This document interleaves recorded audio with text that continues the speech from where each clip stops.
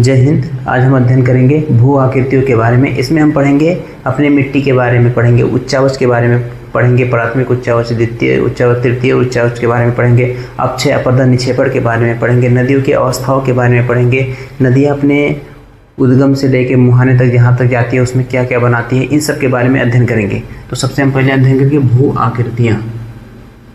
भू आकृतियाँ यानी लैंड फॉर्म।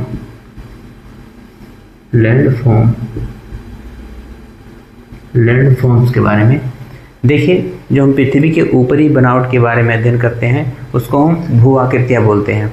इसमें हम पढ़ेंगे मिट्टी के बारे में। किसमें? मिट्टी के बारे में पढ़ेंगे। मिट्टी का अध्ययन करना पेडोलॉजी कहलाता है। पेडोलॉजी कहलाता है। इसमें हम फिर अध्ययन करेंगे अपने उच्चावच के बारे में, यानी रिलीफ। उच्चावच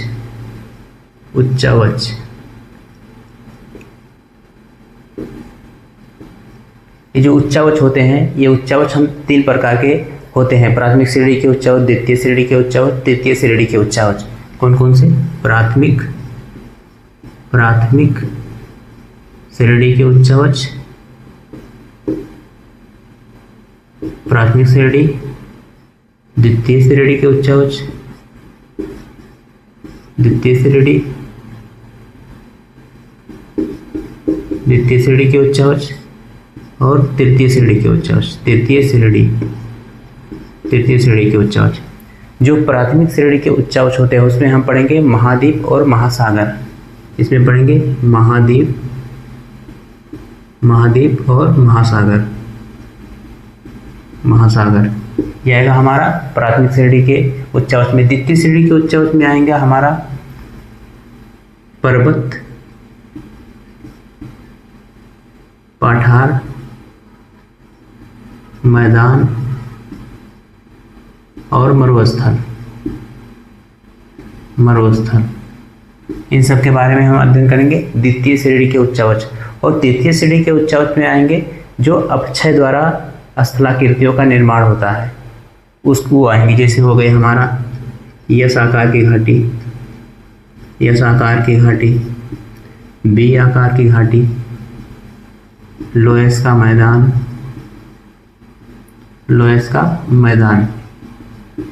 इन सब के बारे में हम तृतीय श्रेणी के अंतर्गत पढ़ेंगे। अब हम अध्ययन करेंगे अपक्षय, अपरदन और निक्षेपण क्या होता है। देखिए, चट्टानों का अपनी जगह पे टूट जाना ही अपक्षय कहलाता है। वेदरिंग इसको बोलते हैं। जैसे ये कोई चट्टान है, अब देखिए ये अपनी जगह पे दाब पड़ेगा या बरसात हो गया, कुछ भी होगा, मतलब ऐसे कुछ फिजिकल क्रियाओं से टूट जाना या रासायनिक क्रियाओं से टूट जाना किसी चट्टान का, तो उसको बोलेंगे अपक्षय यानी वेदरिंग। इसको बोलेंगे अपक्षय, इसको वेदरिंग बोलेंगे। अब देखिए, इसको बहा कर ले जाना बोलेंगे हम अपरदन। बहा कर ले जाना अपरदन। अब इसी कचरा को ले जाके एक जगह इकट्ठा कर देना। जैसे यहाँ से बहा के ले गई, अब एक जगह जाके इकट्ठा कर दी, उसको बोलेंगे निक्षेपण।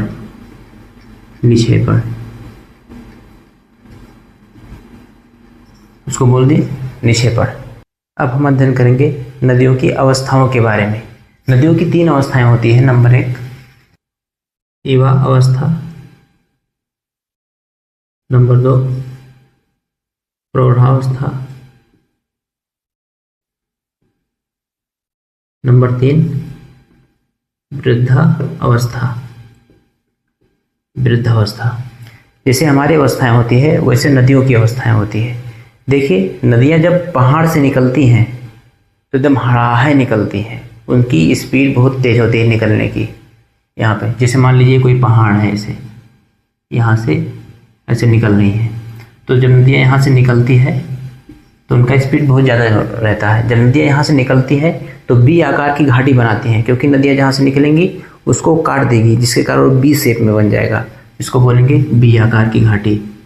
बी आकार की घाटी और ज़्यादा गहरा हो जाएगा तो वो उसका ढाल एकदम खड़ा हो जाएगा। इसको हम बोलेंगे गार्ज। क्या बोलेंगे? गार्ज। अब जो है गाज और गहरा हो जाएगा तो उसको बोलेंगे आई आकार की घाटी, आई आकार की घाटी, या कैनियन बोलेंगे। क्या? कैनियन, कैनियन, आई आकार की घाटी या कैनियन बोलेंगे। दुनिया में सबसे बड़ा कैनियन अमेरिका के कोलोराडो नदी पर है, जिसको बोलते हैं कोलोराडो नदी पर है, जिसको हम बोलते हैं ग्रांड कैनियन, ग्रांड कैनियन। ये अमेरिका के कोलोराडो नदी पे है। अब हम देख रहे थे नदियाँ निकलती कैसे है, कैसे कैसे उसका उद्गम कहाँ से होता है, मुहाने तक पहुँचते वो कैसे कैसे जाती है, इसके बारे में हम अध्ययन करते हैं। देखिए जैसे ये हमारी नदियाँ हो जाती है यहाँ से, तो यहाँ से ऐसे मान लीजिए पहाड़ है, ये पहाड़ से ऐसे निकली और ये हमारी समतल लैंड है, ठीक है।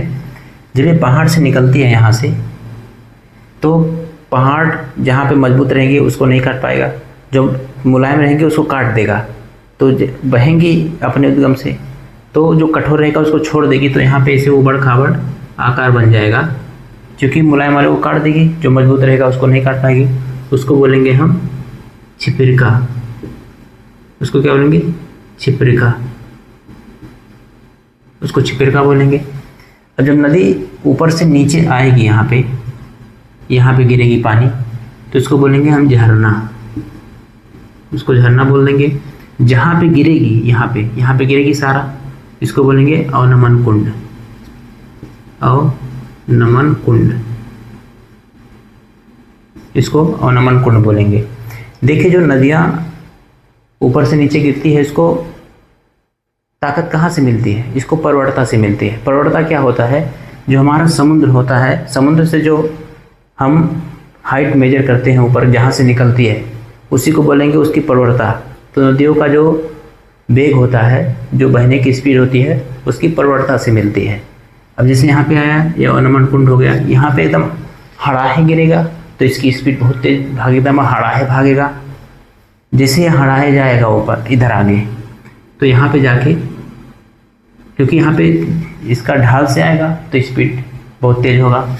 यहाँ पे थोड़ा दूर आगे जाने पे जब हमारी भूमि समतल हो जाती है, तो यहाँ पे अनहरा जाता है एकदम से, वो देख ही नहीं पाता जाना किधर, कभी इधर जाएगा कभी इधर जाएगा, मतलब अलग ही भागेगा ये एकदम अनहराई अवस्था में। तो जब यहाँ पे जाएगा बराबर ये, तो कुछ दूर तक तो ये सीधा जाएगा, ऐसे आगे जाके ये डांस करेगा, ऐसे अनहराई अवस्था में ऐसे भागेगा, ऐसे अनहराई अवस्था में भागेगा। जब ये टेढ़ा मेढ़ा भागेगा, ये सांप के जैसा ऐसे ऐंठ के चलेगा, तो इसको बोलेंगे विसर्प, इसको बोलेंगे विसर्प बोलेंगे, मियांडर बोलेंगे, विसर्प बोलेंगे, मियांडर बोलेंगे, या यस आकार की घाटी, या यस आकार की घाटी बोलेंगे इसको। यहाँ पे कभी कभी क्या होता है, जैसे ये यस आकार की घाटी में ऐसे भागती है ना यहाँ पे, तो इसका क्या होता है कि जो कभी ये ऐसे यस आकार की घाटी में ऐसे बह रही है, ऐसे यहाँ पे ऐसे, कभी कभी क्या होता है नदियाँ ऐसे सीधा हो जाएंगी, ऐसे इसका जो संबंध है इसका ख़त्म हो जाएगा। यहाँ पे ऐसे ये नदी ऐसे सीधा जाने लगेगी, ऐसे सीधा जाने लगेगी यहाँ पे, और इसका जो है खेल यहीं से ख़त्म हो जाएगा यहाँ से। तो इसको झील बोल देंगे। ये टेढ़ा टेढ़ा बहेगी, उसके बाद ये कभी सीधा हो जाएगी, और जो यहाँ से ऐसे बहती थी वहाँ से उसका संबंध खत्म हो जाएगा, तो इसको हम बोल देंगे। तो यहाँ पे एक झील बन जाएगा, उसको बोलेंगे गोखुर झील या छाटन झील। क्या बोलेंगे? गोखुर झील या छाटन झील, इसको बोल देंगे। क्योंकि इसमें पानी कहाँ से मिलेगा? यहीं से रिस के इसी नदी में से इसमें आता रहेगा पानी। मुख्य स्रोत हमारा नदी ही रहेगा, बस इसका काट के अपने से अलग कर दिया है, इसको एक झील बना दिया है। और जब यहाँ से ऐसे नदियाँ जाएंगी, तो यहाँ पे मान लीजिए इसका समुंदर है, यहाँ पे आ गया अपना महासागर। तो यहाँ से जो जाएगी तो ये अपने साथ में कचरा लेके जाएगी, उसी कचरे को बोलते हैं सिल्ट या प्राकृतिक तटबंध। क्या बोलेंगे? सिल्ट। सिल्ट या प्राकृतिक तटबंध, प्राकृतिक तटबंध, प्राकृतिक तटबंध। जो कचरावा है ना, इसको ले जाएगी और यहाँ मुहाने पे इसे ऐसे रोक देगी, ऐसे अवरुद्ध, इसका अपने रास्तों को ही ऐसे अवरुद्ध कर लेगी। जब ये मान लीजिए यहाँ पे है पानी, ऐसे जा रहा है ऐसे, अब यहाँ पे ढेर सारा ऐसे जम के ऐसे अवरुद्ध कर लिए अपने यहाँ पे अपने मार्ग को, तो नदियाँ ऐसे वितरकाओं में ऐसे बहने लगेगी, कई कई शाखाओं में बहने लगेगी, जिससे यहाँ पे बनेगा डेल्टा। तो दुनिया में सबसे बड़ा डेल्टा सुंदरबन का डेल्टा है। यहाँ पे सुंदरी नामक वृक्ष पाया जाता है, इसलिए उसको बोलते हैं सुंदरबन का डेल्टा। अमेरिका में एक जगह एक नदी है मिसिसिपी नदी, वहाँ पे जो नदियाँ हैं वो पक्षी पाट डेल्टा बनाती है। उसका जो डेल्टा है वो पक्षी के पैर के जैसा है, इसलिए उसको बोलते हैं पक्षी पाट डेल्टा। ये अमेरिका में मिसिसिपी नदी पे बनता है। तो ये अपने द्वारा अवरुद्ध कर लेगी तो नदियाँ इधर उधर से भागने लगेगी, वितरकाओं में बांट देगी, तो उसको बोलेंगे हम डेल्टा। और जब यही कचरावा है, यही ढकेल के नदियाँ ऐसे महासागर में गिरा देगी, उसको बोलेंगे हम ज्वार नद। ज्वार नद या एस्चुरी बोलेंगे। क्या बोलेंगे? ज्वार नद या एस्चुरी, ज्वार नद या एस्चुरी बोलेंगे अगर यही कचरावा ढकेल के अपना महासागर में गिरा दी। देखिए डेल्टा कब बनेगा? जैसे मुहाने पे है तो यहाँ कोई पहाड़ है, ऐसे कोई पहाड़ बना है तो वहाँ पे डेल्टा बनेगा। और पहाड़ नहीं है तो ये नदियाँ कचरे को ढकेल के अपने समुद्र में गिरा देगी, जिसको यहाँ पे एस्चुरी बनेगी। देखिए अगर एक साइड में पहाड़ हो और एक साइड में कुछ ना हो तो वहाँ पे डेल्टा और एस्चुरी दोनों बनते हैं। भारत में गोदावरी नदी है, वहाँ पे हमारा डेल्टा और एस्चुरी दोनों बनता है। यहाँ पे डेल्टा बनेगा हमारा और गिरा दी तो एस्चुरी बनेगा या ज्वार नद बनेगा। ये जो हमारा सिल्ट होता है ये एकदम बड़ा उपजाऊ होता है, इसमें कुछ बो दोगे तो एकदम हड़ाहे जम जाएगा। क्योंकि नदियाँ इतनी दूर से जाती है तो जो यहाँ से मिट्टी को उठा के लेके जाती रहती है, मिट्टी होगा, कचरा हो गया, सबको उठा के ले जाके एक जगह पे जमा कर देती है, डिपॉजिट कर देती है। तो वहाँ पे धीरे धीरे जमते जमते ढेर सारा हो जाता है। वहाँ पे ये सारे मिनरल्स रहते हैं वहाँ पे, तो वहाँ पे कुछ भी आप लगाओगे तो अच्छे से वहाँ पे ग्रो करेगा। कैसे होता है कि अगर हम दूध पीते हैं तो हमें कम स्वाद लगता है, लेकिन दूध की जो मलाई रहती है उसको हम खाते तो बड़ा मज़ा आता है। ऐसे ये ऊपर से ऐसे कचरा जितना रहेगा सबको ऐसे बटोर के ले जाएगी, ऊपर ऐसे काच के, तो उसमें बड़ा मिनरल्स रहते हैं, इकट्ठा कर देगी। तो वहाँ पे हम कुछ बो देंगे तो अच्छे से जम जाएगा, पूरा फुल्ली काम करेगा। जो ये सिल्ट है, कभी कभी ये क्या होता है, ऐसे नदी के ऐसे बीच में, मान लीजिए ये नदी है हमारी, इसके बीच में ऐसे बन आ जाएगा, उसको नदी द्वीप बोलेंगे। पूरी दुनिया में हमारे ब्रह्मपुत्र नदी पे, असम में ब्रह्मपुत्र नदी बहती है, वहाँ पे ऐसे सिल्ट को नदी के बीच में ही जमा कर दिया है। ये बहुत बड़ा जमा कर दिया है, चारों ओर से नदी बह रही है उसके, और बीच में ऐसे जमा कर दिया है, उसको बोलते हैं माजुली द्वीप। ये पूरे दुनिया में सबसे बड़ा नदी द्वीप है, पूरी दुनिया में सबसे बड़ा नदी द्वीप है, इसको बोलते हैं माजुली द्वीप। क्या बोलेंगे? माजुली द्वीप। ये ब्रह्मपुत्र नदी पे है।